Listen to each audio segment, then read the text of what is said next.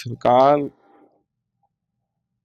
کی جب زندگی کا آخری سفر تھا تجہیز و تکفین کے موقع پر علی مرتضیٰ شیر خدا رضی اللہ تعالیٰ عنہ فرماتے ہیں کہ میں نے دیکھا کہ سرکار کے آنکھوں مبارک میں ایک آنکھ میں آنسو کا ایک قطرہ تھا، جسے ازراہ محبت میں نے نوش کر لیا، جس کی تاثیر سے بے پناہ علوم و معارف کے نئے خزانے میرے لیے واہ ہوئے، کھل گئے،